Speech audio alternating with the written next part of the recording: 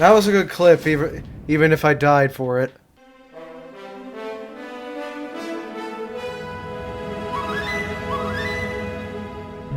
Hello guys, I'm the Gamer Raider 10, and welcome back to more Team Fortress 2. In the last episode, we looked at the Scout, the Sonic-loving stick figure with a gun himself. Today, let me tell you something. I really like it when games have a character who can function as both a heavy hitter and a fast-flying projectile. Like strapping a rocket engine onto an artillery cannon.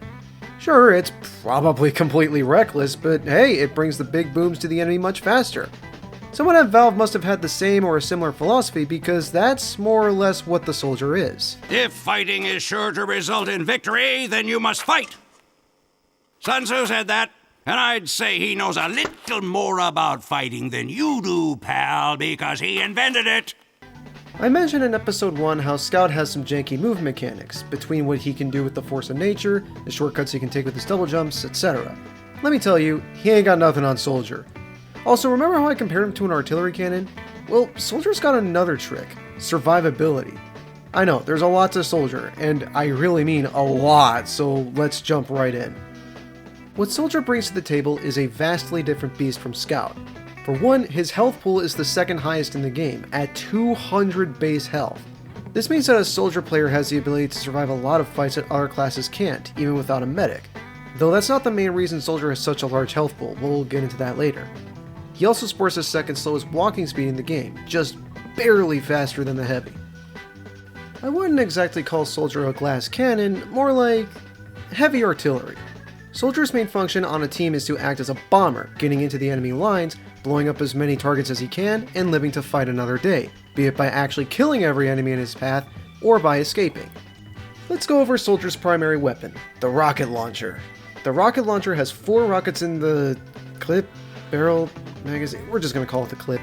The rockets are some of the slowest projectiles in TF2, but to make up for it, the rockets explode upon hitting any surface or player, doing 48 damage at maximum fall off to 112 at maximum ramp up. Yes, they also do splash damage to targets around an explosion. The rockets are good for basically any situation a soldier finds himself in, minus close range combat. Fighting players, fighting sentries, fighting robots. If it's something that can take damage, rockets are going to hurt it. A lot. While a rocket won't hurt teammates, a soldier's own rockets can hurt him too, which isn't necessarily a bad thing. What do I mean by this? Well, here's the thing. I'm pretty sure the song It's Raining Men by the Weather Girls was written after a time travel incident wherein Paul Jabara and Paul Schaffer played TF2 in what was in the future because Soldier can fly. Rocket jumping. If ever you were wondering why rocket jumping became such a meme in gamer culture, you can thank TF2. By firing a rocket at the ground or a wall even near himself, the soldier can use the blast force to propel himself through the air with basically reckless abandon. It's basically surfing a rocket like I mentioned in episode 0 of this series. It's just several leagues easier as a soldier because, you know, rockets on demand. Rocket jumping is probably the most important skill for a prospective soldier to learn. It can be used to close the distance on faraway enemies, for making daring escapes, and most importantly, for quick travel. Seriously, with the right placement of rockets, Soldier can get to the front lines of battle quicker than a Scout can at full boost with the Babyface's blaster. This is why Soldier has such a high health pool. He trades health for quick burst mobility, on top of his rockets doing what can generally be described as truckloads of damage. Like I mentioned before, artillery cannon with a jet engine. For his secondary weapon, Soldier has the stock shotgun, and I'm thankful I only have to talk about the stock shotgun here since 3 other classes can equip it.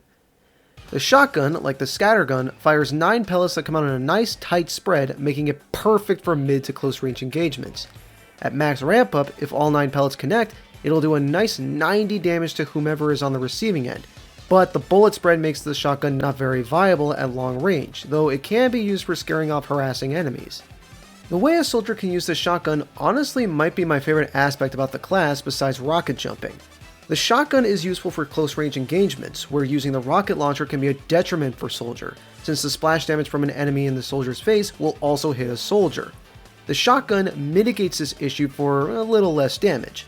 The shotgun can also be used to punish an overextending opponent who's first softened up by the rocket launcher, which segues into my personal favorite way to use the shotgun, as a combo weapon. See, the splash damage from a soldier's rocket can pop an enemy straight up into the air. If you're quick enough, you can pull out your shotgun and pull off a devastating 1-2 punch on your hapless opponent. Juggling your opponent like this not only throws off their aim and forces them to readjust, which can cost valuable time, but gives you ample room to finish them off in a stylish way. This also works in the reverse way, but only if you're quick enough. You can fire a rocket, swap to your shotgun, and layer the pain onto your opponent such that by the time they react, they're already dead. Needless to say, I love being a combo soldier. As for melees, soldier stock melee suffers the same problems that scouts does. The stock shovel's just kinda terrible, mostly because soldiers' other melees get a lot more use in more situations than the stock shovel. More or less, you objectively use stock when you're out of ammo in the clips of both your primary and secondary weapons and you're still in a heated battle and reloading takes too much time. That said, however, this only really applies at close range, and since the soldier sports the second lowest ground speed in TF2, this makes a stock shovel not very viable in the majority of situations. So, what's soldier's melee slot useful for? Well, just like with scout, utility. Speaking of, let's talk about how to play soldier effectively. Soldier is what's known to the community as a power class. This is a class specialized in going on the offensive and leading the team in making effective pushes. Because Soldier's damage output is so massive, this makes him more than capable of wiping out or scattering entire teams in just a few rockets. That said, you have to bear in mind that the rocket launcher has only 4 rockets in the clip and has a relatively slow reload, meaning that rocket placement is very important when engaging a fight as a soldier to maximize the effectiveness of your most devastating attacks. You have to mentally juggle who you're fighting and what they bring to the table, as well as balancing where you should put your rocket to best combat the guy in your face. I know this sounds kinda complicated, but trust me, give Soldier a good try and you'll pick it up in no time. Before I talk about some of his unlocks, I should mention that Soldier's high damage output and mobility make him a good pick in defensive situations for pretty much all the reasons I mentioned above. His rockets can scatter enemies off of control points or payload carts, his rocket jumping can allow him to bomb scouts or other classes taking the intelligence, and he can even be a more specialized pick class if you really need him to be. I will say outright, Soldier's unlockable weapons are some of my favorites in the game. In fact, one of my favorite weapons in TF2 is the Beggar's Bazooka. I think Soundsmith put it best. How do you dodge a soldier's rockets when even the soldier doesn't know where they're going to end up?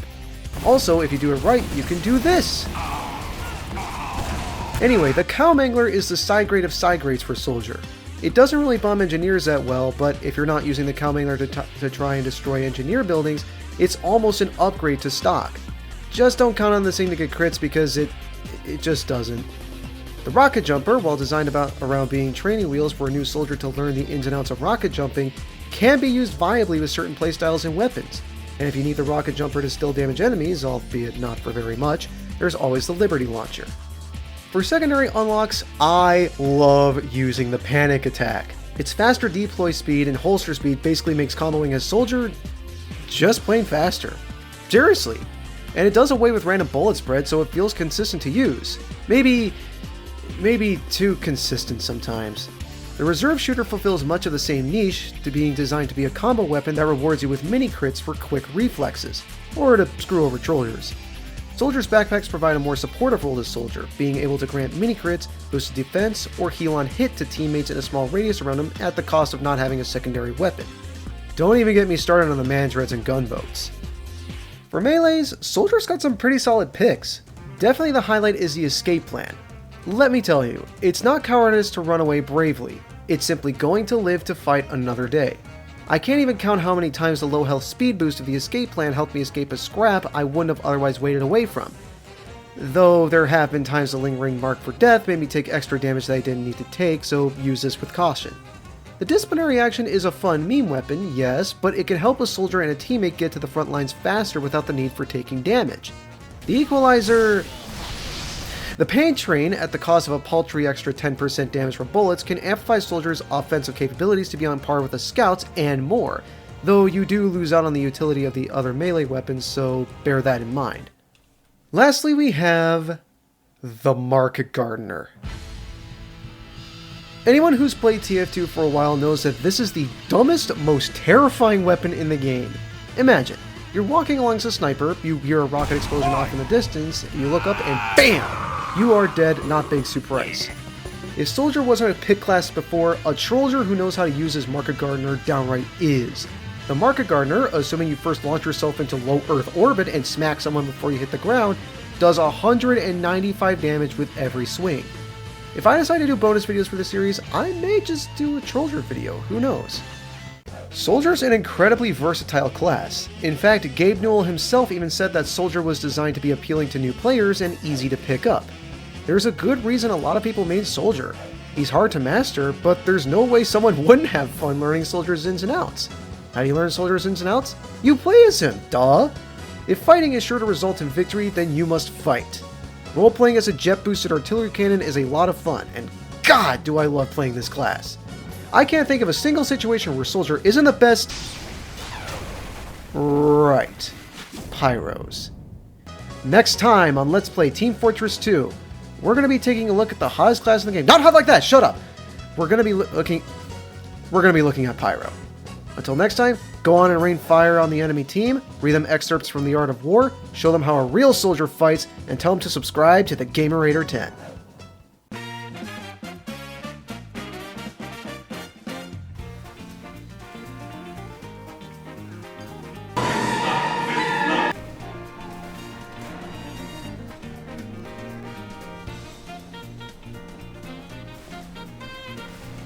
Stand next to the cart, damn you!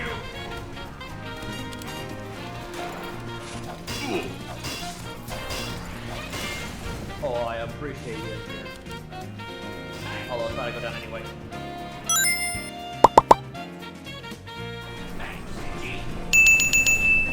Annihilate. These Spyro.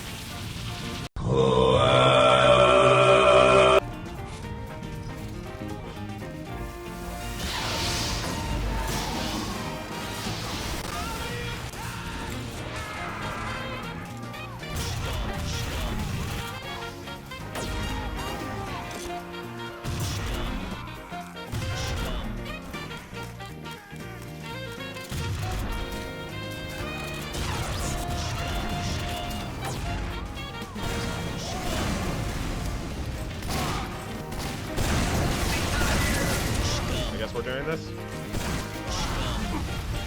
Alert. The enemy has taken our... Never mind, defend itself.